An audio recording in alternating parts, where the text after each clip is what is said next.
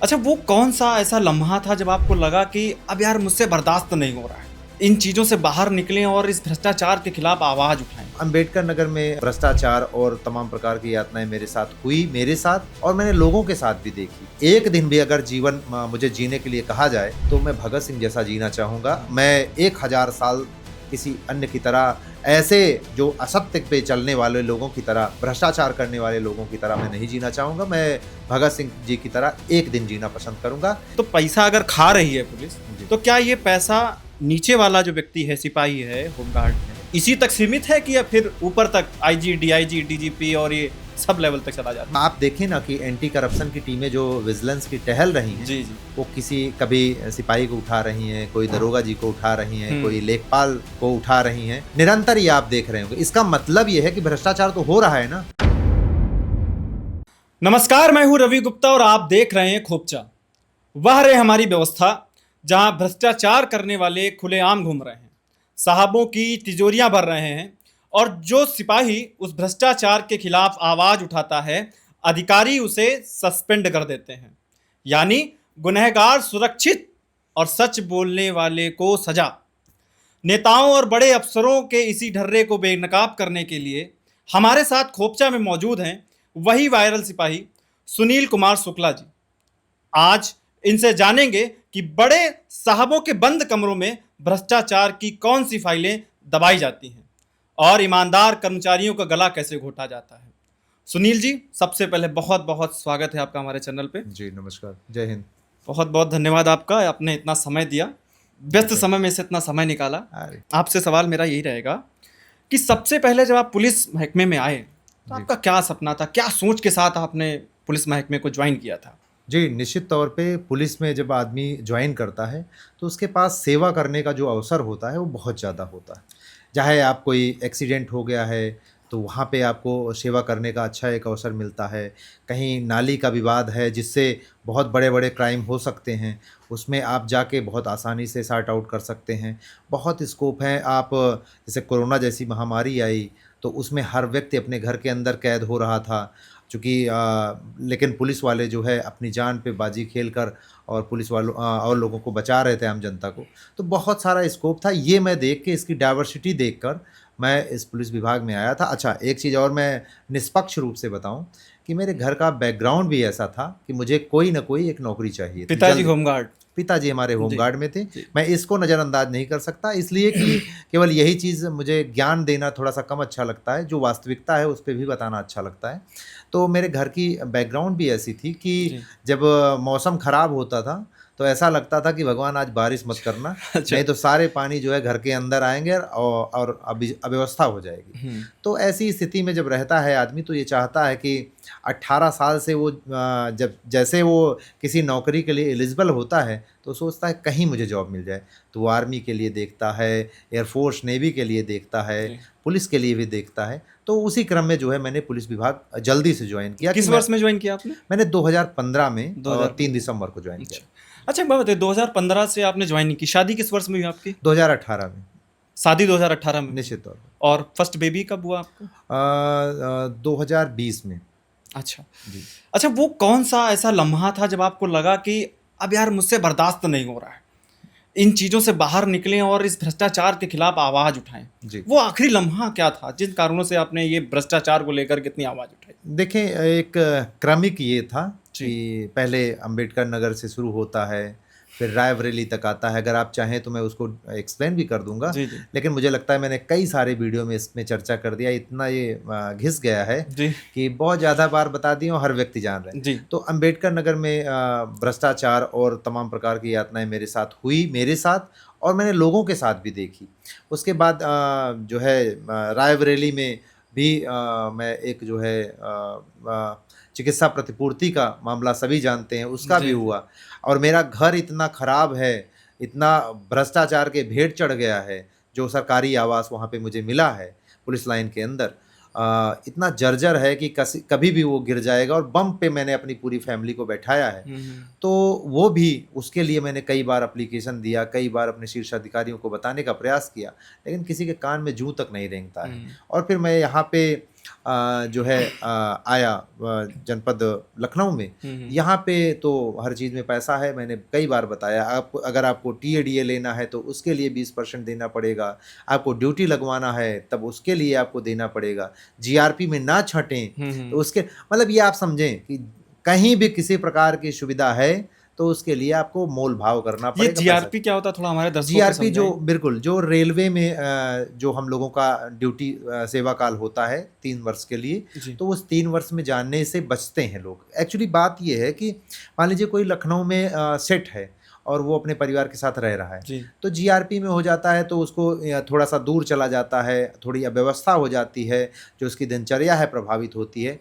उससे बचने के लिए जो है आदमी की सोचता है कि मैं जहाँ पे चल रहा हूँ यहीं पे चलता रहूँ, तो साल में एक बार बाबूजी से मिलता है, 1000 रुपया 1500 रुपया, कोई 500 में काम चला लेता है। मतलब ये एक स्लेब है कि कुछ ना कुछ आपको देना पड़ेगा। वो बाबूजी को मिलता है तो बाबूजी पता नहीं वो उनके हाथ में है कि नहीं है, लेकिन वो ले लेते हैं और जो लिस्ट आती है फिर उसमें उसका नाम रहता है, तो फिर उसका पैसा वापस कर देंगे या फिर भुलवा देंगे। वैसे भी बाबू से पैसा वापस पाना इम्पॉसिबल है, क्योंकि आप घूस उनसे का पैसा वापस नहीं मिलता है। घूस का पैसा वापस नहीं मिलता है।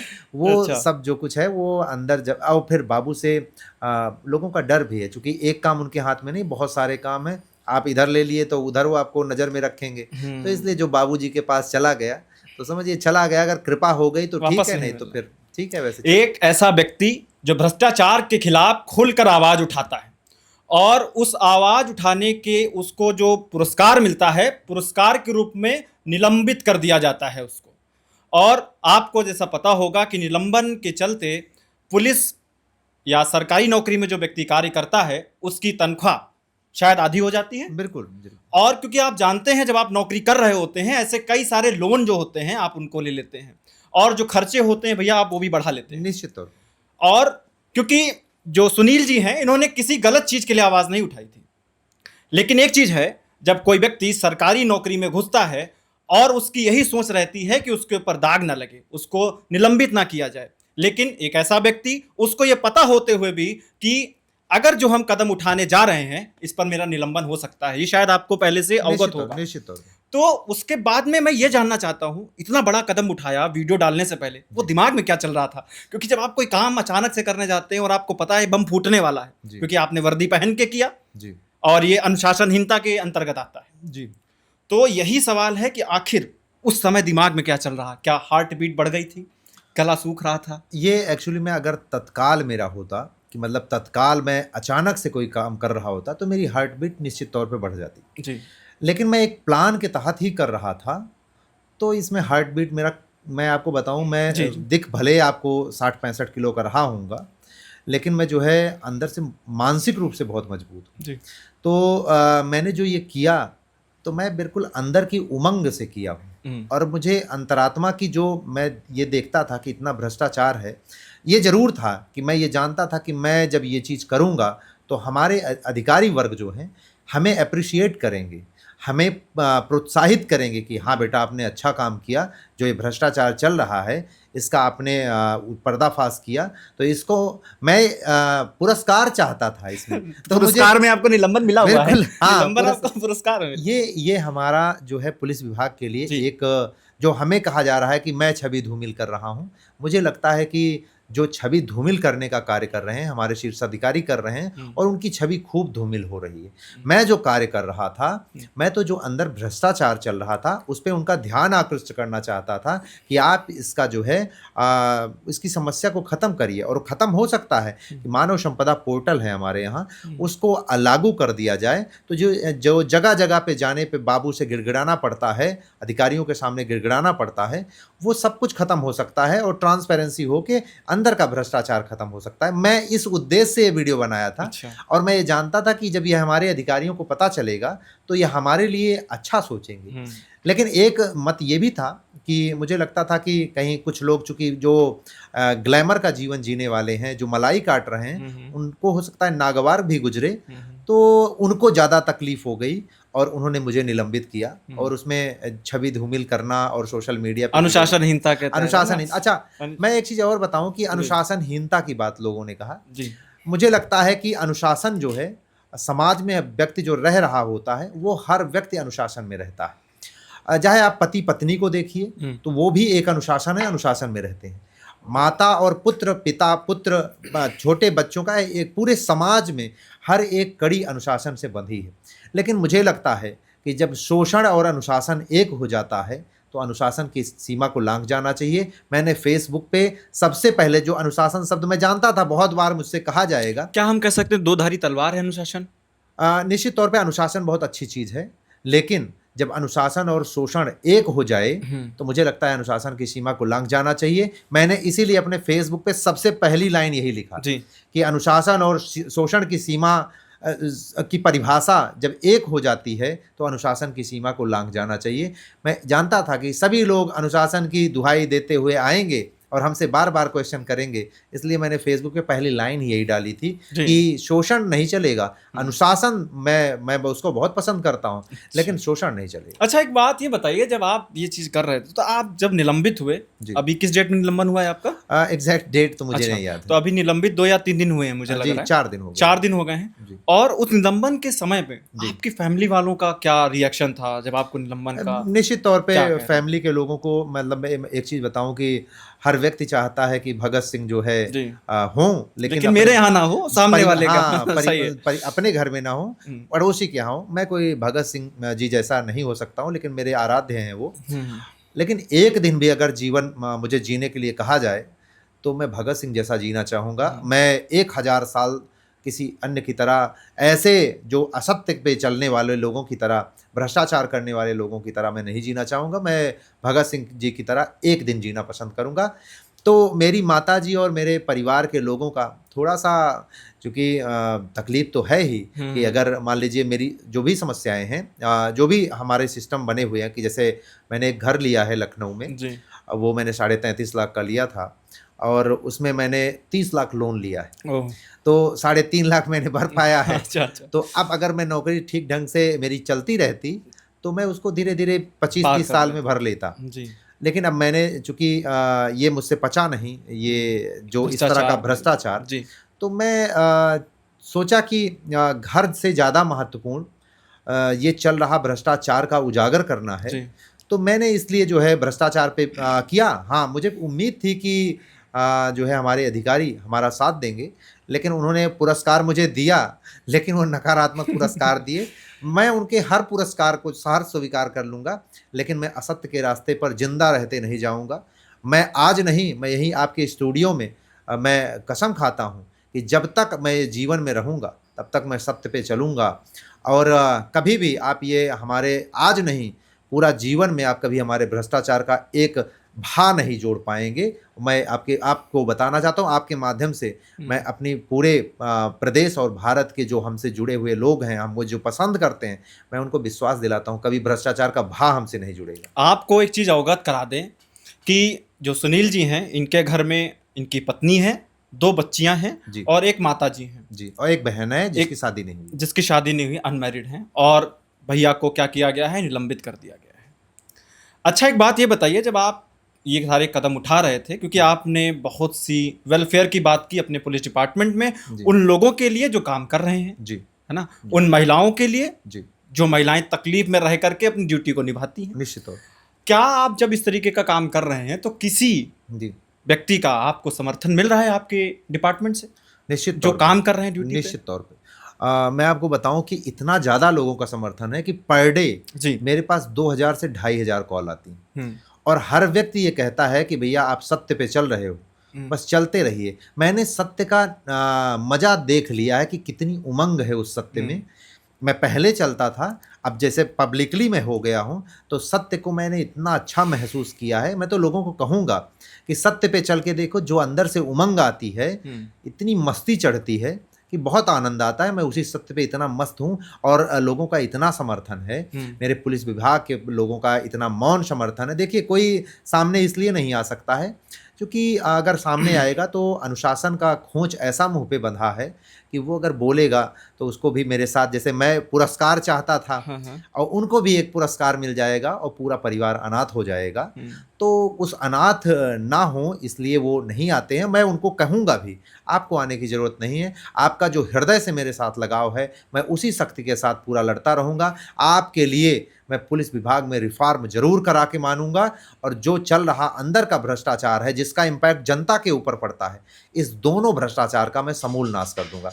एक चीज़ मैं और एक संदेश के तौर पे कहना चाहूँगा अपनी उत्तर प्रदेश और भारत की महान जनता के बारे में कि देखिए, भ्रष्टाचार का उन्मूलन करना है तो अभी तो जो हमारे आगे के प्रोजेक्ट हैं उसको हम लोग चर्चा करेंगे ही, लेकिन मैं एक तत्कालिक मैं आप लोगों से आह्वान करना चाहूँगा कि आप ऑफिस में जाइए जहाँ पे भ्रष्टाचार होने की संभावना है, आपको लगता है कि भ्रष्टाचार होता है, तो छोटे छोटे कैमरे और माइक आते हैं, उनको ऑर्डर करिए और लीजिए और अपने पास लगाइए और जाइए। जो भ्रष्टाचारी भ्रष्टाचार कर रहा हो उसको रंगे हाथ पकड़िए, रिकॉर्ड करिए और जो है उसको पब्लिकली डालिए कि जो आदमी भ्रष्टाचार करके इतना खुश है और लोगों को दबा के, आपकी सैलरी इतनी अच्छी है, 8,000 10,000 कमाने वाली हमारी जनता है, उससे आप 500 700 1,000 रुपया ले लेते हैं तो उनके जीवन का, उनके उस महीने के अर्निंग का 10% निकल जाता है। बिल्कुल बिल्कुल। तो मुझे लगता है कि आप छोटे छोटे कैमरे लगा के जाइए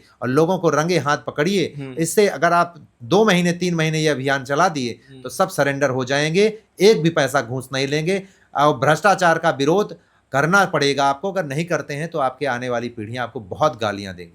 जैसा कि आप सब जान रहे हैं कि अभी भैया आपको ही पता होगा, काकरोच जनता पार्टी बन गई जी। और सिर्फ इसलिए बनी क्योंकि भ्रष्टाचार, जगह जगह पर दिक्कतें जो आदमी झेल रहा है जी। वो सारी दिक्कतें, जैसे कि आप तो डिपार्टमेंट के व्यक्ति हैं, जी। उन चीज़ों के लिए आवाज़ उठा रहे हैं, लेकिन आम जनता भी भैया त्रस्त बहुत है। जी बिल्कुल, निश्चित तौर। लेकिन आपसे मेरे जो सवाल रहेंगे वो राजनीतिक बिल्कुल नहीं होंगे, क्योंकि आप राजनीतिक व्यक्ति नहीं हैं। बिल्कुल। और आपसे जो सवाल रहेंगे वो डिपार्टमेंट से जुड़े हुए रहेंगे जी। क्योंकि आप एक बहुत ही, जो एक डिपार्टमेंट में जो व्यक्ति होता है काम करने वाला, उसको ज़्यादा जानकारी होती है उस डिपार्टमेंट के बारे में। तो अच्छा, एक बात बताइए, हर जगह पुलिस, हर जनता लगभग लोग कहती है कि पुलिस हर चीज़ में पैसा खाती है। जी।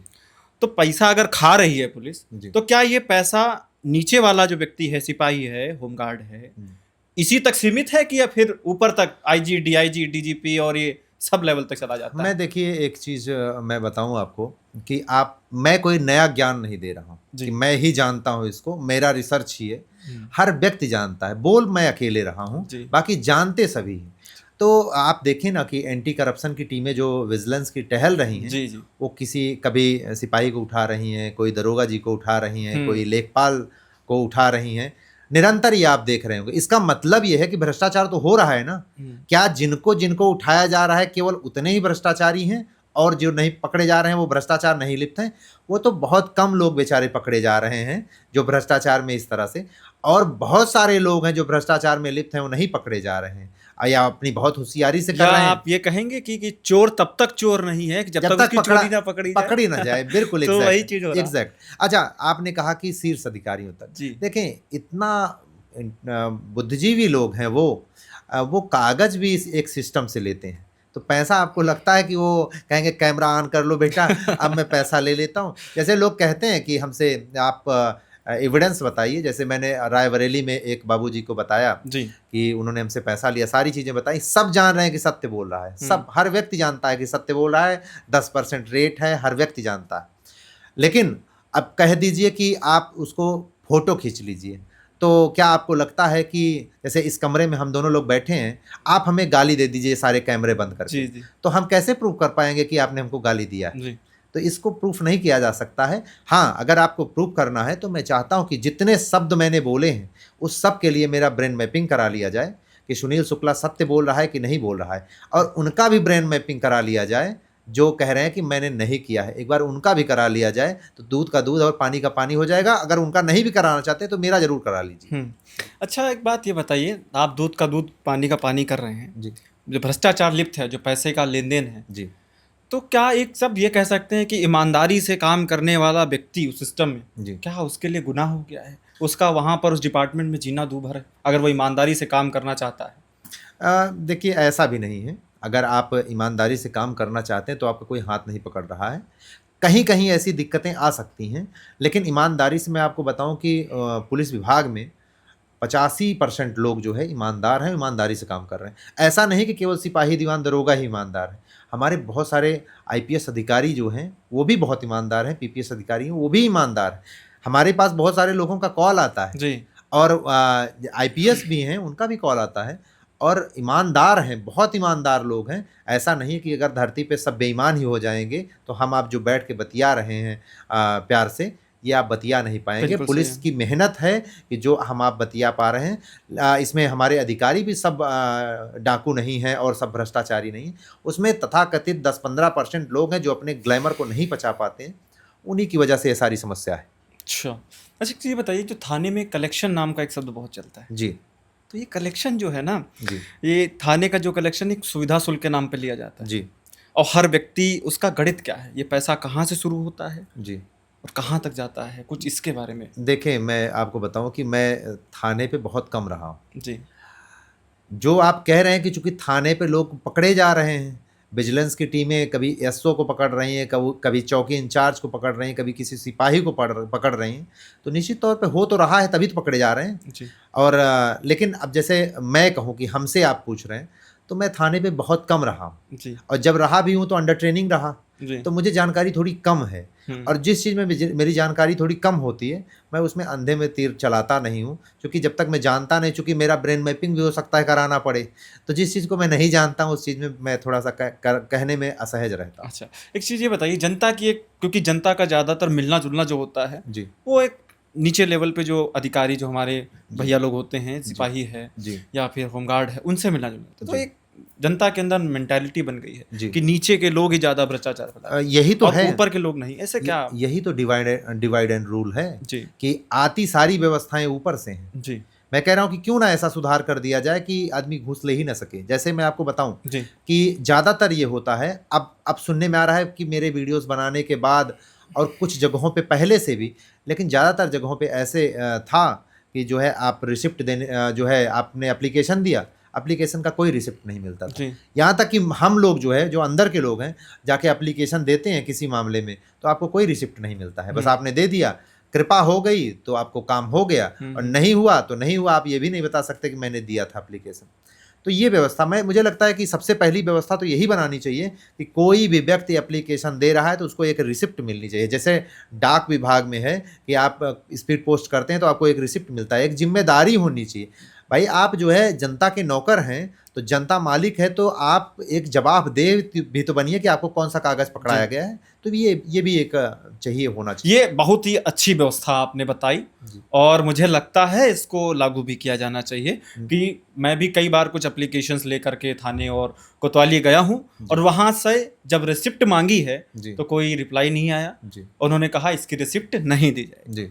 तो अगर सरकार के लोग और अधिकारी के लोग सुन रहे हैं और देख रहे हैं इस वीडियो को, तो मैं चाहूंगा कि स्पीड पोस्ट जो डाक में होता है उसी तरीके की व्यवस्था एक बार थानों और कोतवाली में जरूर करा दी जाए, जिससे कि हमें भी सूचना मिलती रहे कि हमारी जो शिकायत थी वो कहाँ तक पहुंची। अच्छा सवाल, थाना और कोतवाली दोनों पर भ्रष्टाचार और जो बड़े बड़े लेवल के जो ऑफिस हैं वहां पर भी है। अच्छा, जो बिचौलिए रहते हैं, क्या कुछ ऐसा कभी महसूस किया कि कोई बिचौलिया बैठ करके यहाँ पर गठजोड़ किए बैठा हो ऑफिसर्स के साथ में? और बिचौलिया मतलब, बिचौलिया मतलब कहते हैं दलाल जिनको बोलते हैं कि आप कि ये काम है, हम अधिकारी से कह के ये काम करवा देंगे, इसका पैसा हमें दे दीजिए। ऐसा कुछ कभी आपने? बिल्कुल, रियल लाइफ का एग्जांपल बताइएगा थोड़ा। सुनने में तो मुझे भी आया है जी, लेकिन मैंने देखा नहीं। अच्छा जी, कोई ऐसा रियल लाइफ का एग्जांपल आपके पास? नहीं, मैं चूंकि मैं बताऊं कि मैं थाने वाने पे थोड़ा कम रहा हूं, तो मुझे जानकारी कम है। लेकिन जो अंदर में भ्रष्टाचार हम लोगों के साथ में होता है उसकी जानकारी मुझे खूब है। और ये भी कह सकता हूं, जब अंदर भ्रष्टाचार रहेगा उसका इम्पैक्ट जनता के ऊपर निश्चित तौर पे पड़ता है, और उसी वजह से जनता जो है पुलिस को जो है एक जो अच्छा व्यवहार होना चाहिए, कि भाई भाई का व्यवहार होना चाहिए, मित्रवत व्यवहार होना चाहिए, उसमें थोड़ी सी कमी आती है, गैप बन जाता है। कि अगर कोई सिपाही दीवान दरोगा दिखता है जनता को, तो एक जो अच्छी बॉन्डिंग होनी चाहिए, मित्रवत बॉन्डिंग होनी चाहिए, वो उसका अभाव, एक गैप क्रिएट होता है, इसलिए कि वो भ्रष्टाचार का गैप है, वो भ्रष्टाचार से भरता है। दोस्तों अब हम पहुंच चुके हैं अपने उस बहुत ही फेवरेट और शानदार राउंड पे जिसका नाम है रैपिड फायर। मैं आपको कुछ नियम बताऊं इसके। जी इसमें क्या होता है कि आपको बिना सोचे जो पहला शब्द आपके दिमाग में आएगा, जी छोटे से शब्दों में उसका आंसर देना है आप। जी। थोड़ा सा सोच समझ के खेलिएगा इस गेम को। हाँ, मैं एक्चुअली रैपिड फायर आपने देखा भी होगा। मैं ऐसे उसमें चल रहा हूँ जी। कि रैपिड फायर से मुझे बहुत बच के चलना पड़ेगा। थोड़ा सा मैं भी चाहूंगा बच जी। के खेलिएगा। तो भैया सबसे पहला सवाल आपके साथ में है कि सबसे ज्यादा दबाव किसका है, नेता का, अधिकारी का या फिर जनता का? एक शब्द में। मुझे लगता है कि अधिकारी का ही। अधिकारी का। जी। सबसे जो सवाल है कि सबसे ज्यादा परेशान कौन करता है, थाने में तैनात मुंशी, क्लर्क या दरोगा, कौन करता है आम जनता को? ये तो कॉम्प्लिकेटेड क्वेश्चन है। देखें, सबकी जो सबका व्यवहार ठीक रहता है और उसमें कुछ लोग जो है ऐसे हैं कि जिनकी वजह से जनता परेशान होती है, निश्चित तौर पे। पुलिस महकमे में ईमानदारी से काम करना मुमकिन है या फिर नामुमकिन है? बिल्कुल मुमकिन है। मुमकिन है, जी। लेकिन कुछ लोग आज भी हाँ, ईमानदार अगर हैं। आप उसमें थोड़ा सा मुमकिन है, हम्म, लेकिन फिर आपके साथ जो है तमाम प्रकार की अनियमितताएं और शोषण आपका होता रहेगा, अच्छा। तब आप कर सकते हैं। अगला अगला जो सवाल है, सिपाही की सबसे बड़ी मजबूरी क्या है, 24 घंटे की ड्यूटी या बड़े साहबों की डांट? सबसे ज़्यादा समस्या है ट्रांसपेरेंसी की दिक्कत। अच्छा, ट्रांसपेरेंसी की जी। दिक्कत है, मतलब तीसरा ऑप्शन अपने आप से दे रहे हैं आप। निश्चित तौर पे। अच्छा, एक चीज़ ये बताइएगा कि 24 घंटे थानों में जो सुविधा शुल्क या घूस के रूप में जो रुपया लिया जाता है, वो मजबूरी बस लिया जाता है या आदत बन गई है थानों कोतवाली पर? देखें, कुछ तो मजबूरी भी है और कुछ जो आदमी का ग्लैमरस जीवन है तो उसमें उनका एक हॉबी, वो समझिए एक ग्लैमर के लिए भी लिया जाता है। जी, लेकिन कुछ कहीं कहीं मजबूरी भी होती है। मजबूरी भी बन गई जी। है। अच्छा, पुलिस विभाग को अगर एक शब्दों में डिफाइन करना तो क्या कहेंगे आप? वो शक्ति है हम्म, कि जिसके बिना जो है समाज में आप सरवाइव नहीं कर पाएंगे, और वो अनुशासन की कड़ी है कि जिसके बिना समाज बिल्कुल अधूरा सा महसूस करेगा। अगर डीजीपी साहब आपके सामने आ जाएं, जी ठीक है, जी। तो क्या कहना चाहेंगे उनको? निश्चित तौर पे मैं पहले तो जय हिंद ही बोलूँगा अच्छा। और उसके बाद मैं जो हमारी पुलिस विभाग में चल रही अनियमितता है, तो मैं उस पे के बारे में ज़रूर चर्चा करना चाहूँगा। सुनील कुमार जी अपने आप को क्या समझते हैं, एक सच्चा देशभक्त या जी। बागी?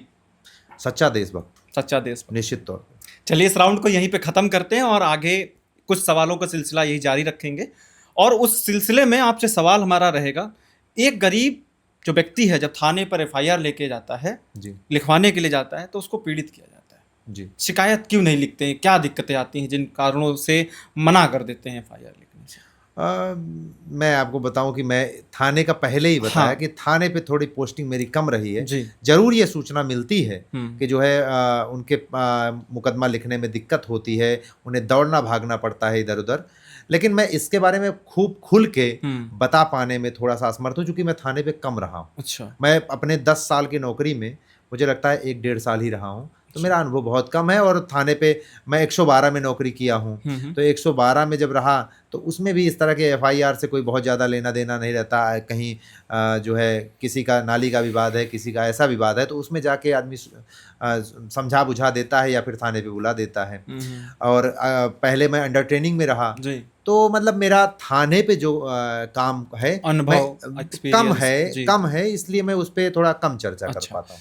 अच्छा, एक बात बताइए, जो आम जनता है जी पुलिस को दोस्त नहीं मानती, जी तो उसके पीछे कारण क्या है और क्या ऐसे बदलाव किए जाएं? क्योंकि जी। पुलिस भी चाहती है जी कि पुलिस और जनता जी अगर साथ साथ मिलकर मित्रवत बंधुत्व के रूप में और भाईचारे से रहें तो ज़्यादा बेहतर होता है। जी। तो ऐसे क्या बदलाव किए जाएं कि जो जनता है पुलिस सबसे को- पहले जो पुलिस रिफॉर्म है जी अ, अंदर का, उसको निश्चित तौर पे आपको साफ करना पड़ेगा। जो गंदगी है, जो आचार संहिता है, जो पुलिस विभाग के अंदर का पुलिस रेगुलेशन एक्ट जो घिसा पिटा हुआ कानून है, जी पुलिस विभाग के जी। अंदर का पुलिस रेगुलेशन एक्ट जो, अच्छा आप सोचिए कि 1861 का पुलिस रेगुलेशन एक्ट चल रहा है, जी। जब 1857 हुआ था, तो उसके दमन के लिए कि ऐसा दोबारा कभी ना हो, 1861 का पुलिस रेगुलेशन एक्ट बनाया गया था। किसका दमन? हमारे अपने लोगों के दमन के लिए। आज भी अगर वही कानून प्रासंगिक चल रहा है, तो फिर आपको कुछ बताने की ज़रूरत नहीं है कि क्यों वो चल रहा है, हमारे दमन के लिए ही चल रहा है। अच्छा, इसका नेगेटिव इम्पैक्ट भी देखने को मिलता है, हमारे अपने लोगों का ही दमन होता है इसकी वजह से। और जब अंदर इतनी समस्याएं हैं, मुझे लगता है कि जो हमारे शीर्ष अधिकारी हैं, वो समय समय पे, जैसे मोबाइल में अपडेट आता है कि अब इसमें थोड़ा सा एडवांस हो गया है, ये चेंज आ गया, 10-10, 15-15 दिन में एडवांस उसको किया जाता है। तो पुलिस विभाग में जो कि एडवांस रहने की ज़रूरत है, तभी तो आप पूरे समाज की सेवा कर पाएंगे। अगर आप खुद ही इतने पीछे चल रहे होंगे तब कैसे सेवा करेंगे। तो मुझे लगता है कि जगह जगह पे जो जो समस्याएं हैं उनको छांटिए, और जो मैं बता रहा हूँ उसको भी आप कंसीडर करिए, और हमसे ज़्यादा आप बुद्धिजीवी हैं और भी समस्याओं को छांटिए कि हमेशा के लिए उसको ख़त्म करिए और आगे बढ़िए। जब अंदर का भ्रष्टाचार खत्म हो जाएगा तो मैं पूरे विश्वास के साथ कहता हूँ जनता के ऊपर उसका इम्पैक्ट दिखेगा, और जनता के ऊपर जो भ्रष्टाचार का बोझ पड़ता है वो निश्चित तौर पे ख़त्म होगा। मैं आपको एक एग्जांपल के तौर पे जी। बताऊं कि जैसे आप देखते होंगे कि कहीं पे भी जो दबिश के लिए, मान लीजिए किसी कोई व्यक्ति है मुंबई में है या दिल्ली में है, कहीं पे भी है, तो उसकी बरामदगी के लिए या गिरफ्तारी के लिए अगर जा रहे हैं तो उसके लिए सरकारी गाड़ी मिलनी चाहिए, और आवंटित भी होती है एमटी से, पुलिस लाइन से। लेकिन वो गाड़ी मिलती नहीं है, मिल नहीं पाती दरोगा जी को। वो गाड़ी खड़े खड़े लेकिन तेल पी जाती है अंदर ही, वहीं स्टोर उसमें खड़े खड़े जहाँ खड़ी रहती है। लेकिन जब दरोगा जी वहाँ पे जाते हैं जी। तो अपना खर्चा प्रयास करते हैं कि जिसके लिए जा रहे हैं उसके घर वालों से पैसा निकाल लिया जाए। अगर नहीं मिल पाता है तो फिर जो है वो स्वयं पैसा खर्चा करके जाते हैं। मैं आपसे प्रैक्टिकली पूछना चाहूँगा, जी। अगर 20,000 रुपया कोई खर्चा करके जाएगा, 10,000 रुपया बिल्कुल। खर्चा करेगा, तो क्या आपको लगता है कि वो निकालेगा नहीं? बिल्कुल निश्चित निकालेगा, तौर पे निश्चित तौर पे निकालता है। निकालेगा। यही प्रैक्टिकल है, यही मैं बता रहा हूँ कि इसलिए बता रहा हूँ कि इसमें सुधार कीजिए। तो कर हम कह सकते हैं कि इसमें दरोगा जी की गलती नहीं है, इसमें निश्चित तौर पे डिपार्टमेंट नहीं। की गलती है कि उनको गाड़ी और उनको सुविधाएं नहीं प्रोवाइड कराई जा निश्चित रही। तौर पे दरोगा जी की गलती नहीं है इसमें। जी। अगर आप ये बताइए कि उनको दवा, स्टेशनरी का पैसा है, जी। स्टेशनरी का पैसा नहीं मिल पाता है बेचारों को, और आप बताइए 700 रुपये उनको जो है पेट्रोल अलाउंस के तौर पे मिलता है। किसमें मंथली मिलता है कि मंथली कहीं मंथली जो है मिलता है? पेट्रोल अलाउंस का 700 रुपये लेकिन मिलता अब तो 112 वाली वो गाड़ियां भी आ गई मोटरसाइकिल वाली, हाँ, उससे- वो सबको नहीं मिलता है ना। बहुत अच्छा। सारे दरोगा जी लोग हैं, बहुत सारे सिपाही हैं। हम लोगों को जो है 200 रुपये साइकिल अलाउंस आज भी मिलता है। साइकिल से क्या करेंगे भाई, अब साइकिल का है कि नहीं तो मिलता है? ये आप हमारे मालिक हैं, हाँ। जनता हमारी मालिक है, वो समझे। और मैं 200 रुपये, माननीय मुख्यमंत्री जी ने हमारे 500 रुपया किया था, लेकिन उसके बाद भी अभी तक हमारे अधिकारियों ने 200 रुपये पे हमको रखा है, चूंकि 300 रुपये भी उनको लगा कि ये प्रासंगिक नहीं है, इसको भी रखा जाए अपने पास, इनको देने की जरूरत नहीं। इनके पास तो वैसे ही बहुत ज़्यादा 200 रुपये में अच्छी साइकिल चल अच्छा, जाएगी। क्या कहते हैं कि आप ये जो 200 रुपये मिल रहे हैं इसको बंद करा देना चाहिए, इससे बेहतर है कि आप कुछ बढ़ा दीजिए। मुझे लगता है क्योंकि- कि ठीक होगा। आप सही ठीक कह रहे हैं कि साइकिल से हम लोग तो चलते नहीं, तो जो साइकिल अलाउंस मिल रहा है कि उसको लगता है कि उसको भी खत्म ही कोई कर देना उसका चाहिए। औचित्य नहीं बनता प्रासंगिक है, नहीं, जो प्रासंगिक चीज़ नहीं। प्रासंगिक ना हो उसको फिर बंद भी कर देना ठीक है। या तो फिर जो है कम से कम एक सम्मानजनक जो है, मैं अगर किसी के सामने बताऊं तो वो सम्मानजनक कम से कम होना चाहिए। तो ये तो ऐसे कह देंगे कि 500 रुपये मिल रहा है मोटरसाइकिल अलाउंस, और इसमें 200 रुपये मिल रहा है और बढ़ा के 700 रुपया दरोगा जी के लिए बुलेट का अलाउंस, और उसके बाद 200-300 रुपया और जोड़ दीजिए, 1000 हो जाएगा। तो बता दीजिए कि हवाई जहाज का अलाउंस है। तो 112 वाली जो मोटरसाइकिलें हैं या फिर जो कार चलती हैं, तो उसका पेट्रोल और डीजल कैसे भरा जाता है? वो तो जो है उसका एक अलग डिपार्टमेंट ही है, एक अलग यूनिट ही है 112 का। तो वो तो प्रॉपर चलती है, उसमें कोई दिक्कत नहीं। तो उसमें जैसे कि 112 गाड़ी है, ठीक है, आप किसी पेट्रोल टंकी पहुंचे, कहीं भी भरवा सकते हैं इसका? वो तो उसमें कार्ड है, वो प्रॉपर तरीके से चलता है। जो तेल की जरूरत होती है वो कार्ड है, वो उसमें, वही तो कह रहा हूँ कि उसमें डिजिटल सिस्टम है, पारदर्शिता है, इसलिए वहाँ पे कोई दिक्कत नहीं। जहाँ पे पारदर्शिता का अभाव है वहाँ पे दिक्कत शुरू होगी। उसमें पूरी तरह से पारदर्शी है कि मतलब आपके पास इवेंट्स आते हैं तो आपके पास एक टैब होता है, उसमें आपको इवेंट मिल जाता है, इवेंट पे आप घटना पे पहुँचते हैं, जो जवाब होता है जवाब लगाते हैं। ये ट्रांसपेरेंसी, इसी की बात कर रहा हूँ। जैसे 112 काम करता है उसी तरह जो थाने की पुलिस है वहाँ पे, जैसे हमारी महिलाओं को समस्या है, बेचारियों को तमाम प्रकार की समस्याएं हैं, वहाँ पे भी ट्रांसपेरेंसी हो। छुट्टी की समस्या है, वहाँ ट्रांसपेरेंसी हो। ईएल है हमारा, उस छुट्टी वो भी ट्रांसपेरेंसी के साथ हो। मानव संपदा पोर्टल है, चिकित्सा प्रतिपूर्ति और टीएडीए, ये सब ट्रांसपेरेंसी के साथ अगर मानव संपदा पोर्टल पे हो जाएगा तो तमाम प्रकार की समस्याएं खत्म हो जाएंगी। सिंगल विंडो के माध्यम से एक ऐप हो, जो भी समस्या हो, जो हम यहाँ पे इतना प्रोपोगेंडा कर रहे हैं, इतना हम इसमें बता रहे हैं, अगर मेरे पास एक सिंगल विंडो होता, मैं एक एप्लीकेशन लिखता, उसका निस्तारण होकर हमारे पास 5-10 दिन 15 दिन में आ जाता, मुझे क्या ज़रूरत थी ये सब करने की। लेकिन जब आपके पास कोई व्यवस्था ही नहीं, आप ग्रीवांस सेल बना के रखें, उसमें आप देते जाइए 10 एप्लीकेशन 15 एप्लीकेशन, उसका कोई मतलब ही नहीं है। तो ये ऐसी स्थिति खड़ी होती है कि आदमी हमारे जैसे खड़े होकर इसका फिर विरोध करने लगते हैं। तो अगर मुझे लगता है, जो मैं अपनी तरफ से इसमें कुछ जोड़ना चाहूँगा, कि 200 रुपये जो मिल रहे हैं साइकिल अलाउंस, ये भी प्रासंगिक नहीं है। जी। और अगर कोई पुलिस वाला बुलेट से चल रहा है तो मुझे नहीं लगता कि 700 रुपये में उसका खर्चा चल पाएगा। जी, मान लीजिए और बुलेट से ना भी चले, जी, कोई सामान्य से सामान्य गाड़ी तब भी से चले, 700 रुपये में नहीं हो 700 पाएगा। रुपये में महीना नहीं कोई पाता। क्योंकि 100 रुपये लीटर पेट्रोल हो चुका है, जी, रुपया भी गिर चुका है, ठीक है, रुपया भी 96 के पार हो चुका है। फिलहाल अपने टॉपिक पर आते हैं।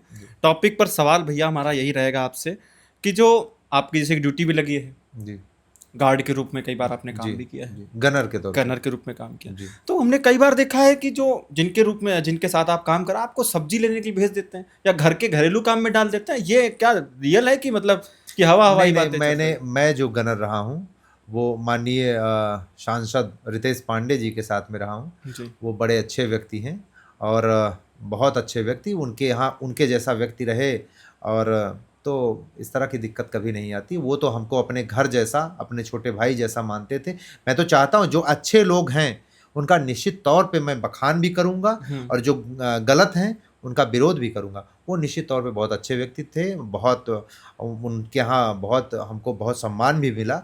कभी ऐसा फ़ील नहीं हुआ कि वो हमें दूसरी नज़र से देखते हों, अपने घर जैसा माने और घर जैसा नहीं, ट्रीटमेंट दें। आपने ही अपने बारे में बताया, जी, ऐसे बहुत सारे लोगों को देखा है। जी। जैसे आपने बताया सांसद जी बहुत अच्छे हैं और कभी उन्होंने इस तरीके के कार्य आपसे नहीं कराए, लेकिन क्या दूसरों के साथ में ऐसा हुआ होते हुए देखा है आपने कभी? अब सुनने में आता है, सुनने में आता सुनने है। में आता है कि लोग दूसरे के यहाँ एक नींबू चाहिए होता है और गाड़ी से जाते हैं, एक नींबू लेके आते हैं, और तेल कितना पी जाएगी गाड़ी, इससे कोई फ़र्क नहीं पड़ता है।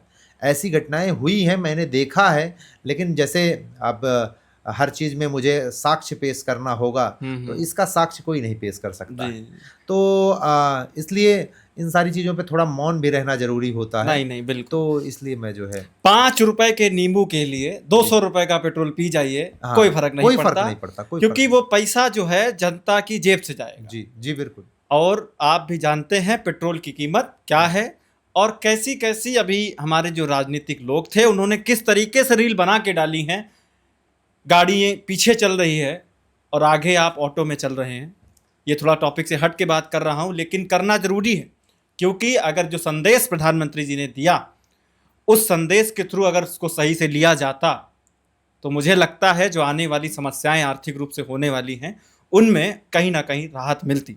अगला, फिलहाल हम लोग अपने टॉपिक पे आते हैं भैया। बिल्कुल। अगला हमारा टॉपिक भैया आपसे सवाल ये है, आप उन हजारों जो सिपाही हैं जी, जो काम कर रहे हैं आज, इंस्पेक्टर हो चाहे दरोगा हो, क्योंकि मुझे लगता है हर ऊपर वाला अधिकारी अपने नीचे वाले व्यक्ति को कहीं ना कहीं किसी ना किसी रूप से प्रताड़ित कर, निश्चित तौर पे तो पीड़ित। उनके लिए आप क्या कहना चाहेंगे, कैसे वो इस चीज़ को संदेश क्या देना चाहेंगे? मैं उनको यही कहना चाहूँगा कि आपका सुनील जो आपका छोटा भाई है, मैं पुलिस रिफ़ॉर्म के लिए लड़ रहा हूँ और पुलिस विभाग में ट्रांसपेरेंसी के लिए लड़ रहा हूँ। मैं अपनी अंतिम साँस तक, खून के अंतिम बूँद तक और हड्डियों के आखिरी चूरे तक लड़ता रहूँगा। निश्चित तौर पे जीत मेरी होगी, चूँकि हमारे माननीय मुख्यमंत्री जी एक सशक्त और एक साधु हैं, और हम सभी उनके परिवार के हिस्से हैं। मुझे सबसे ज़्यादा उम्मीद उन्हीं से है। वो हमारी इस पीड़ा को समझेंगे, मेरे पूरे पुलिस परिवार की पीड़ा को समझेंगे, निश्चित तौर पे हमारे पूरे पुलिस परिवार के लिए न्याय करेंगे। थाने और कोतवाली पर जी, क्या आपने कभी, जैसे 112 में काम किया, आपने गनर के रूप में कार्य किया, जी। तो कभी क्या आपने कभी जाति धर्म देख करके भी थानों पर या कोतवाली पर या इस तरीके के काम किए जाते हैं, या कोई पुलिस व्यक्ति? देखें, मैं जो है जाति और धर्म में कभी मतलब वो था नहीं। मैं हमेशा मानवता की बात करता हूँ और मुझे वही पसंद भी है, क्योंकि मैं भगत सिंह, राजगुरु, सुखदेव, अशफाक उल्लाह खां, ऐसे लोगों को, बाबा साहब बी आर अम्बेडकर, ऐसे लोगों को मैं थोड़ा सा मानता हूँ। और आत्मसात करता हूँ। तो इसलिए मैं जो जाति धर्म में हमारे पास हर जाति का व्यक्ति, जो भी धर्म का व्यक्ति, हर व्यक्ति फ़ोन करता है और मुझे मौन समर्थन है। मुझे लोग समर्थन करते हैं कि आप जो कर रहे हैं सत्य कर रहे हैं, और ये निश्चित तौर पे किसी जात धर्म में बट के देखने की ज़रूरत नहीं है। भारत में हर वो व्यक्ति सबसे पहले नागरिक है, नागरिक के तौर पे देखने की ज़रूरत है। जात धर्म बहुत पीछे की चीज़ है, वो तो उसको बाद में सोचा जाना चाहिए। जैसा कि मैं आपसे ऑफ कैमरा जब बात कर रहे थे, भैया ने बहुत अच्छी बात बताई थी कि हॉस्पिटल में क्या क्या रिफॉर्म्स होने चाहिए। क्योंकि जब इन्होंने आवाज़ उठाई इनकी पत्नी के साथ में या भैया के साथ में, जो सुनील जी के साथ में जो हुआ, उसको व्यक्त करने के लिए और भ्रष्टाचार पर लगाम लगाने के लिए जी। भैया ने आवाज़ उठाई। तो आपने एक बहुत अच्छी प्यारी बात कही थी ऑफ कैमरा, जी। हॉस्पिटल में क्या सुधार कर दिया जाए, क्योंकि आम आदमी बहुत परेशान है। जी। हॉस्पिटल में लंबी लंबी लाइनें हैं, बेड मिल नहीं रहे हैं, दवाइयों के लिए बाहर है। तो उसके लिए बहुत अच्छी और ऑफ कैमरा बात कही थी। मैं चाहूंगा आपके मुंह से वो कैमरे पे बात आ जाए साहब। निश्चित तौर पे मैंने कहा ट्रांसपेरेंसी जो यशस्वी प्रधानमंत्री जी का हमारे सपना है और निरंतर रूप से वो कर भी रहे हैं, माननीय प्रधानमंत्री मोदी जी, उनका डिजिटल इंडिया का सपना है। उसी क्रम में जी। मैं कोई नया ज्ञान नहीं बता रहा हूँ, मैं केवल चाहता कि मेरी जो सोच है मैं ऐसा देखना चाहता हूँ। वो ये है कि अस्पताल में जब आदमी जाता है तो देखता है कि बेड खाली नहीं है, ये तुरंत ही जवाब दे दिया जाता है। और मेरे साथ, मैं एम्स में मेरे पिताजी के साथ ये घटना भी घटी थी कि मुझे भी कहा गया बेड खाली नहीं है, लेकिन मैं वहाँ पे जब उनसे जूझता रहा तो पता चला बाद में कि बेड अंदर जाके देखा तो 7-8 बेड खाली थे। उस टाइम मेरी आंखें खुली रह गई और मेरे पिताजी के साथ में अप्रिय घटना घटी। उसके बारे में कभी बहुत डिटेल में चर्चा करूँगा। तो वो भी मेरे जीवन का बड़ा ही ट्रिगर पॉइंट था। तो मैं इसलिए अस्पताल में ये चर्चा करना चाहूँगा कि अस्पतालों में क्यों ना ऐसी व्यवस्था कर दी जाए कि जैसे आप ट्रेनों का देखते हैं कि आप घर में बैठे रहते हैं और देखते हैं मोबाइल में कि कौन ट्रेन है जिस पे जाना है, उस पे कितनी सीटें खाली हैं, कहाँ पे लोकेशन है, उसी हिसाब से आप पहुँचते हैं। तो मुझे लगता है कि हॉस्पिटल में भी ऐसे ऐप से जो है जोड़ दिया जाना चाहिए कि किस अस्पताल में, किस डिपार्टमेंट में कितने बेड खाली हैं कि नहीं खाली हैं। तो हम अगर खाली नहीं हैं तो वहाँ कोई भी पेशेंट को लेकर क्यों आत्महत्या करने के लिए जाएगा। मुझे लगता है कि इन सारी चीज़ों में ट्रांसपेरेंसी होनी चाहिए। इससे समाज में जो बहुत पीछे, सबसे पीछे लाइन में खड़ा हुआ व्यक्ति जो ललचाई भरी नज़र से देखता है और जाता है, वो बोल भी नहीं पाता है बेचारा, इतना मौन हो गया है। तो जब जाता है और देखता है कि उसे एक बार बताया जाता है कि बेड खाली नहीं है, तो वहीं रोता और बिलखता हुआ पड़ा रहता है। मेरा ये सपना है कि कम से कम हर उस व्यक्ति को उसका हक मिलना चाहिए, चूँकि वो भारत का नागरिक है। अगर जो सीक्वेंस में पहले हो, चाहे राजा हो चाहे रंक हो, उसको, हर व्यक्ति को भारत के नागरिक की तरह से सम्मान मिलना चाहिए और उस पे बेड का हक जो पहले पहुँचे उसको मिलना चाहिए। इसीलिए मैं चाहता हूँ कि ऑनलाइन व्यवस्था हो कि हमें देखता रहे, मैं 4-4 5-5 घंटे पहले जाके वहाँ पे लाइन ना लगाऊँ, मुझे ऐप पे दिखता रहे सारी चीज़। जब वहाँ पे पहुँचूँ तो अपनी पीड़ा में आदमी वैसे पीड़ित है और जहाँ पे बैठा है वहीं बैठा रहे, जब देखे कि मेरा समय आ गया है तो वहाँ पहुँचे। बहुत ज़रूरत है इसकी ट्रांसपेरेंसी की। सुनील जी ने, मैं आपसे दरख्वास्त करूंगा उन अधिकारियों के और जो हॉस्पिटल की जो रखवाली, एक तरीके से हॉस्पिटल की जो देखरेख करने का काम करते हैं, जो डिपार्टमेंट हैं, उनसे यही निवेदन करना चाहूँगा कि जो ये आवाज़ आज उठ रही है हमारे इस पॉडकास्ट में, और ये बहुत ही बढ़िया है, क्योंकि आम आदमी बहुत पीड़ित है हॉस्पिटल में। कॉकरोच, मच्छर से भी बुरे हालात हैं आदमी निश्चित के। तौर पे। आप हॉस्पिटल में जाइए, आपको ऑक्सीजन नहीं मिलेगा, आपको दवाइयाँ मिलेंगी, आपको दवाइयाँ बाहर से लेनी पड़ेंगी और उनकी कीमत बहुत हाई-फाई और आसमान छू रही है। जी।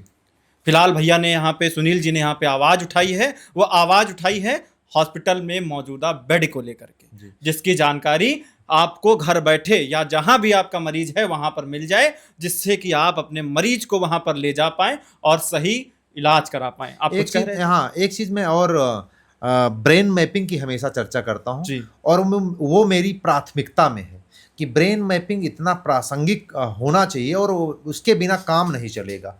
देखें, एक समस्या हमेशा आप देखते होंगे कि झूठे आरोप लगाकर मुकदमे लिखा दिए जाते हैं। जी जी। आए दिन ये आप देखते होंगे, लोग पीड़ित होते हैं, लोग कहते हैं। इसमें मैं एक अश्विनी उपाध्याय जी हैं, जी। मैं उनको फॉलो भी करता हूँ, उनको देखता रहता हूँ, और वो एक मुद्दा बता रहे थे कि उसमें ये कह रहे थे कि अब ऐसे गैंग जो है एक्टिव हैं जो 10 लाख देकर रेप के मुकदमे लिखा देते हैं झूठे, और 20 लाख देकर पॉक्सो के मुकदमे लिखा देते हैं।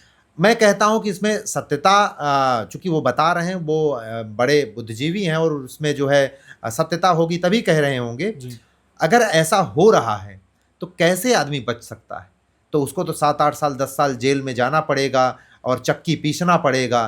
तो अगर मान लीजिए वो ये सब चीज़ें नहीं किया है, उसके बाद उसको इतना प्रताड़ित क्यों किया जाए? मैं चाहता हूं कि जिले स्तर पे या मंडल स्तर पे ब्रेन मैपिंग का सिस्टम बनाया जाना चाहिए, और ये पुलिस के इन्वेस्टिगेशन का हिस्सा होना चाहिए कि जैसे कोई भी व्यक्ति अगर किसी के ऊपर एलिगेशन लगाए, अगर वो ये जानता है कि मैंने ऐसी चीज़ नहीं किया है, जैसे मेरे ऊपर कोई एलिगेशन लगाए और मैं जानता हूं कि मैंने ये सब चीज़ किया कभी नहीं है, तो मैं जाके ब्रेन मैपिंग के लिए तैयार हो जाऊंगा, वहां पहुंचूंगा, ब्रेन मैपिंग कराऊंगा, सारा दूध का पानी का पानी हो जाएगा।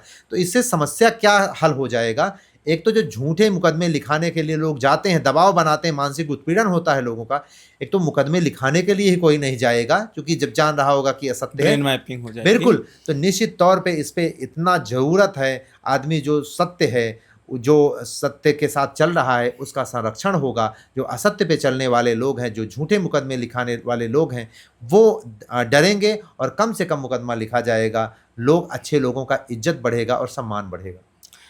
आपको पहले भी मैं अवगत करा चुका हूं कि जो व्यक्ति भ्रष्टाचार के खिलाफ आवाज़ उठाता है, जो समाज और सिस्टम में मौजूद गलतियों और जो गलत हो रहा है लोगों के साथ, उसके लिए आवाज़ उठाता है, उसको निलंबित कर दिया जाता है।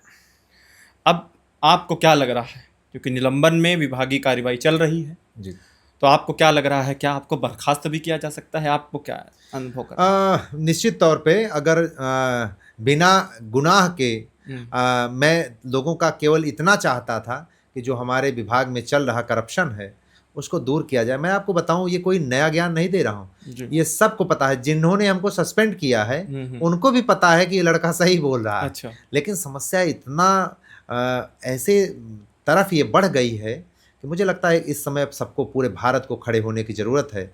और मुझे जो आपने कहा कि बर्खास्त, जब मैं बिना गुनाह का सस्पेंड हो सकता हूं तो निश्चित तौर पे मैं बर्खास्त भी हो सकता हूं। और मैं आपको बताऊं कि जैसे आज मैं मुस्कुरा के बोल रहा हूं, ऐसे बर्खास्त होने के बाद भी मैं मुस्कुरा के ही बोलूँगा। इसलिए मैं बोलूँगा कि मैं अंदर से जी रहा हूँ, अंदर से जो सत्य की मस्ती है ना, वो जब जो आदमी महसूस कर लेगा तो सस्पेंड, बर्खास्त और इन सारी चीज़ों का, यहाँ तक कि अगर मुझे ये पता होगा कि मेरे साथ कोई अप्रिय घटना भी हो सकती है, अगर वो घटना भी घटनी होगी और मुझसे कहा जाएगा कि अब आप ये हो जाएगा, आप सत्य पे छोड़ के अब जो है इसी मैं तब भी सत्य का रास्ता नहीं छोड़ूंगा। अब इसकी मस्ती को मैंने चख लिया है, निश्चित तौर पे मैं इसी रास्ते पे रहूंगा। आपने कहा कि आपके साथ कोई अप्रिय घटना हो सकती है जी, इतने दिन हो गए हैं इस मैटर को जी, कई सारे वीडियोस भी आपने कई जगह इंटरव्यूज भी दिए हैं, मैंने भी उनको देखा है, जी, बहुत अच्छी तरीके से फॉलो कर रहा था जब मैं आपसे बात कर रहा था इसके पहले। जी। तो आपको क्या लगता है, अभी तक कोई ऐसा थ्रेट आया? देखिए, कहा गया बिल्कुल मैं ऑन कैमरा आपको बता रहा जी, हूँ कि मैं ऑनरेबल हाई कोर्ट से एक एप्लीकेशन देकर जी, वहाँ कुछ किसी काम से गया था, वहाँ से मैं अपने घर पे आ रहा था। तो वृंदावन के आसपास में जो है, एग्जैक्ट तो मैं लोकेशन नहीं बता पाऊँगा, जी, जी। लेकिन वहाँ पे मुझे कार से साइड मारा गया था। अच्छा। अब मैं ये भी कह सकता हूँ कि देखिए, कभी कभी साइड ऐसे भी हो सकता है कि अचानक से हो गया हो, जी, जी। और हो सकता है प्लान से हो गया। तो मुझे, चूंकि मैं इतना लाइमलाइट आप में, साइकिल से थे कि मोटरसाइकिल? मोटरसाइकिल से। अच्छा। जी, जी। तो उसमें आपको ठोकर मारी गई, चोट ठोकर लगी? नहीं, जी। साइड मारा गया, साइड मैं मारा। गिरते गिरते बच गया था वहाँ जी, पे। जी। तो मुझे ऐसा लगता है कि ऐसा भी चीज़ें हो सकती हैं, लेकिन फिलहाल मैं इस पे एग्जैक्ट नहीं कह सकता हूँ कि जो है उसका मतलब उद्देश्य ऐसा था कि अचानक से हो गया। वो तो अब वही जान सकता है कि कैसे हो गया। क्या हुआ? लेकिन बिल्कुल मैं चाहूँगा कि अगर वहाँ पे डेट, तो मैं एग्जैक्ट डेट भी बता दूंगा, क्योंकि अभी तो मैं नहीं, लेकिन वो जरूर डेट भी बता सकता हूँ, क्योंकि उसी दिन मैंने स्पीड पोस्ट भी किया है। अच्छा। तो उसकी रिसिप्ट देख के मैं बता दूंगा कि किस डेट में, और टाइम भी मैं तकरीबन बता दूंगा कि 1-2 घंटा 3 घंटा के राउंड फिगर में, अगर वहाँ कोई कैमरा लगा हो तो निश्चित तौर पर चेक भी किया जा सकता है कि हुआ था कि नहीं हुआ। अच्छा, अच्छा, अच्छा। मैं झूठ अच्छा। नहीं बोलता हूँ। सत्य की लड़ाई आप लड़ रहे हैं जी, और आपके साथ में आपको देखने और चाहने वाले बहुत हैं, मुझे लगता है। जी, और दोस्तों, मैं भी यही चाहूँगा आपसे कि जिस सत्य को लेकर के लोग दब जाते हैं, क्योंकि सरकारी नौकरी में पहुंचने के बाद देखा है मैंने कि आदमी बोल नहीं पाता, जी लेकिन सुनील जी आपने आवाज़ उठाई जी और सत्य के लिए आप लड़ाई लड़ रहे हैं। जी आप ऐसे ही लड़ाई लड़ते रहिए और इसको उस अंजाम तक लेके जरूर जाइएगा जी जिस अंजाम तक ले जाने के लिए आपने आवाज़ उठाई थी, बिल्कुल शुरुआत की थी। निश्चित तौर पे। और मैं यही कहना चाहूँगा, आपको जो निलंबन हुआ है, सरकार से मैं दरख्वास्त करना चाहूँगा, मुझे लगता है आप विभागीय कार्यवाही करते रहिए, जांच भी जरूर कराइए। मैं ये नहीं कह रहा कि सुनील जी पर आप आंख बंद करके भरोसा करें, निश्चित तौर पे। आप विभागीय जांच कराइए, जो सत्य है उसको पटल पर लेकर के आइए, जनता के सामने रखिए। और मैं चाहूँगा जो अगर इनकी बर्खास्तगी हुई है, इसको जो सस्पेंशन जो हुआ है, जो भैया का निलंबन हुआ है सुनील जी का, इसको आप वापस लीजिए और साथ ही साथ इनको ड्यूटी जैसे कर रहे थे इनको करने दीजिए।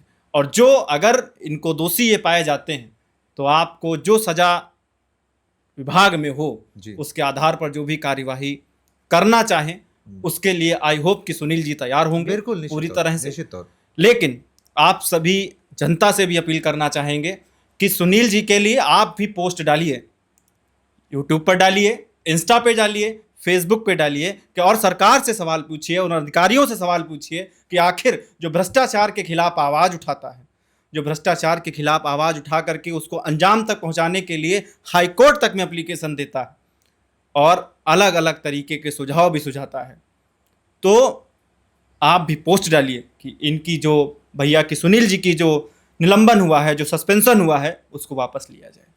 आखिरी अंत में सुनील जी आपसे एक ही सवाल पूछेंगे, क्योंकि मैं आपके इंटरव्यूज़ बहुत दिनों से देख रहा हूँ और उसमें सवाल हमारा आपसे यही है कि आपने गीता को इकोनॉमिक्स के साथ में पढ़ने और पढ़ाने के लिए बात कही है जी, उसका क्या कारण है? और आपने कहा जिंदगी बदली जा सकती है लोगों की। बिल्कुल। अगर मेरा मानना ये है कि अगर इकोनॉमिक्स को जी और गीता को, भगवत गीता को, जो कि पवित्र पुस्तक है हमारी, जी दोनों को एक साथ मिलाकर पढ़ लिया जाए तो आप सत्य के ही रास्ते पर चल पाएंगे। क्योंकि इससे क्या होता है कि देखिए, किसी भी देश को चलाने के लिए प्रोडक्शन की ज़रूरत होती है, उत्पाद की ज़रूरत होती है। वो इकोनॉमिक एक्टिविटी जिसको कहते हैं, वो इकोनॉमिक्स से होता है। लेकिन गुणवत्तापूर्ण और जो है समावेशी विकास जिसको कहते हैं, इंक्लूसिव ग्रोथ, उसमें ये है कि दोनों चीज़ को मिला के, अब जैसे पानी चल रहा है और आप एक दूसरे को छोड़ के चले गए, तो अगर दोनों चीज़ को एक साथ पढ़े रहेंगे तो आप किसी भी चीज़ का उतना ही दोहन करेंगे जितना की ज़रूरत है। तो इसलिए बहुत ज़रूरी है कि इंक्लूसिव ग्रोथ के साथ में भगवत गीता और इकोनॉमिक्स को साथ में पढ़ के चलेंगे तो आप सत्य के ही रास्ते पर चलेंगे और एक अच्छे देश का, अच्छे भारत का, माँ भारती को आप एक सुंदर रूप में देख पाएंगे। एक आग्रह करना चाहेंगे, थोड़ा सा अगर आप इंक्लूसिव जो टर्म आपने यूज किया है हमारी दर्शकों के लिए, थोड़ा सा उसको सरल बना दीजिए जिससे कि लोग समझ पाए इस चीज़। जी बिल्कुल। समावेशी विकास का मतलब ये होता है कि साथ में मिलके चलना हर चीज़ में। जैसे मान लीजिए कि मैं हूँ और मैं मान लीजिए हमसे कोई एक पीछे है, तो उसको हाथ पकड़ के चलना। जैसे कि कोई ऐसा ना हो कि जो पिछड़ जाए, हर व्यक्ति साथ में चले, चाहे वो पशु हों, पक्षी हों, सबको ध्यान में रख के चला जाए, तो उसी को एक प्रकार से इंक्लूसिव ग्रोथ कहा जाता है कि सबको साथ में लेकर चलने वाले को समावेशी। तो आपसे हमारा सबसे लास्ट और अंतिम सवाल एक है कि अच्छा एक बात बताइए, अगर आपका सस्पेंशन फिर से ख़त्म हो जाता है और आप फिर से विभाग में लौटते हैं अपनी ड्यूटी पर, तो आप इसी तरीके से सत्य के लिए लड़ते रहेंगे कि आखिर में आप भी अपना जो जबान है, अपने जो शब्द हैं, उनको भी विराम दे देंगे? देखें, जब तक ये जीवन रहेगा जी, तब तक मैं सत्य पे ही रहूँगा। सत्य का मज़ा मैंने देख लिया है। हाँ, थोड़ा सा पुरस्कार मुझे ज़रूर मिल गया है लेकिन मैं अंदर की जो मस्ती है उसको महसूस कर लिया है। मैं अगर सिपाही, अगर नॉर्मल तरीके से जैसे मैं 2000 देकर ड्यूटी करता था, अगर उसी तरह से कर रहा होता तो मेरे गांव के बगल के लोग मुझे नहीं जानते थे कि सुनील शुक्ला कोई है। आज पूरे भारत में लोग जो मोबाइल और फेसबुक, ट्विटर, व्हाट्सएप देखते हैं, यूट्यूब देखते हैं, वो सब मुझे जानते हैं। मैं आज एक मंदिर में गया था भगवान की प्रार्थना के लिए, तो वहाँ देख रहा था कि हर व्यक्ति मुझे पहचान जा रहा था, जबकि वो पुलिस विभाग में जॉब नहीं करते। हर व्यक्ति पहचान जा रहा था। जो नहीं भी बोल रहा था वो हमसे, वो हमको देख ले रहा था और मुझे महसूस हो रहा था कि वो मुझे पहचान रहा है। तो वो मुझे नहीं देख रहा है, ना ही वो सुनील सिपाही को देख रहा है, वो सत्य को देख रहा है। सत्य की शक्ति है। मेरी कोई विषाद नहीं है और मैं मानता हूँ कि सत्य का जो मज़ा है उसको मैंने देख लिया है, उसी सत्य पे रहूँगा और सभी से कहूँगा जी। कि आप सत्य पे लौटिए और माँ भारती को अब आप उस रफ्तार को पकड़ाइए कि हम लोग अब चाइना और अमेरिका को पीछे छोड़ें। जो पिछड़ गए हैं उनकी अब चर्चा करने की ज़रूरत नहीं है।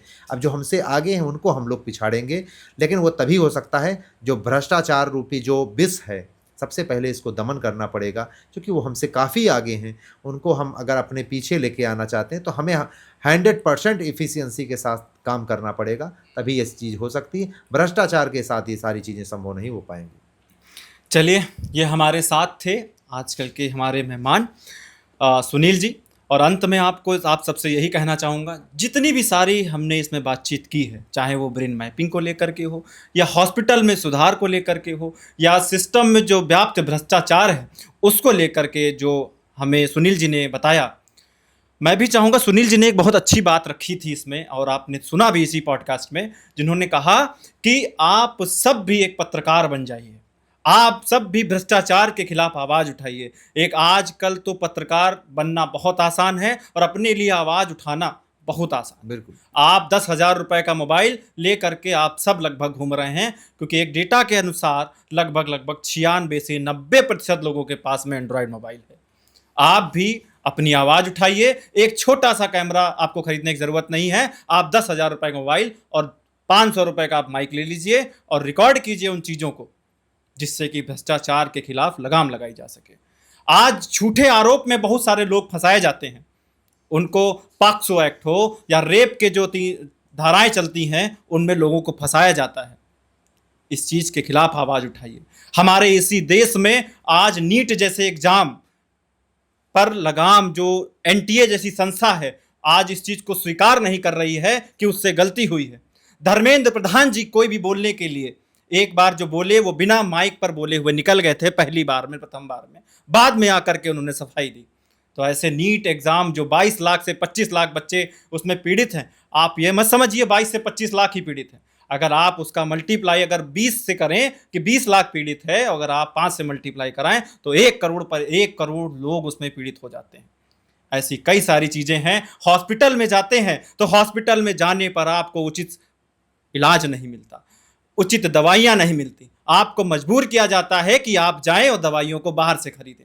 आप हॉस्पिटल में जाते हैं, साथ साथ जब आप थानों पर जाते हैं, कोतवाली में जाते हैं, तो आपका सुनने वाली, आपकी आवाज़, जब एप्लीकेशन लेके जाते हैं तो कोई सुनने वाला नहीं होता। आपको अलग अलग रूप से प्रताड़ित किया जाता है। आप कुछ मत कीजिए। आप 10,000 रुपए का मोबाइल जो आप अपने पॉकेट में लेके घूम रहे हैं, एक 500 रुपए का माइक खरीदिए, अपने साथ रखिए और रिकॉर्ड कीजिए और आप उसको सोशल मीडिया पे डालिए, क्योंकि सबके पास लगभग फेसबुक अकाउंट है, सबके पास इंस्टाग्राम अकाउंट है और यूट्यूब है। अगर आप सत्य के लिए लड़ाई लड़ेंगे तो मुझे लगता है जिस तरीके से इस जनता ने, इस भारत देश की जनता ने सुनील जी का साथ दिया है, तो आपका भी साथ देगी, बशर्ते आप सत्य के लिए लड़ाई लड़ते रहिए। और सुनील जी, आपने जिस तरीके से भ्रष्टाचार के खिलाफ आवाज़ उठाई है और इसी तरीके से उठाते रहिएगा, और हम सब पत्रकार जो भी हैं आपके साथ खड़े हैं। और अंत में आपसे यही कहना चाहेंगे कि सुनील जी के जो सस्पेंशन किया गया है, इसको आप वापस लीजिए और उनको ड्यूटी पर फिर से लाइए, और जो भी आपको विभागीय कार्रवाई करनी है आप करते रहिए।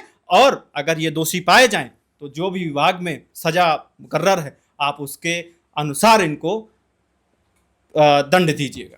अंत में आपका संदेश भारत के लिए और अपने पुलिस महकमों के लिए क्या कहना चाहेंगे? जी, मैं अपने पुलिस विभाग के परिवार को, भाइयों बहनों को ये कहना चाहता हूँ कि मैं आपकी ये रिफ़ॉर्म के लिए लड़ाई लड़ रहा हूँ। निश्चित तौर पे मैं जीतूँगा, इस विश्वास से लड़ रहा हूँ।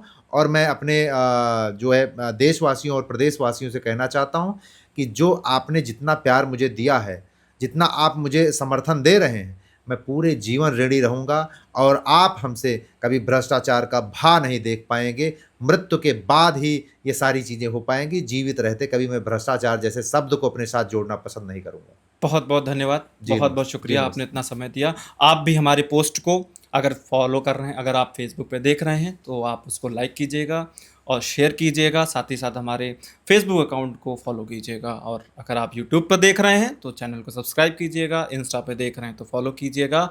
और अंत में यही कहूँगा, सुनील जी के लिए आप अपना मोबाइल उठाइए और एक बार उसमें पोस्ट में डालिए कि सुनील जी का जो सस्पेंशन है इसको वापस लिया जाए।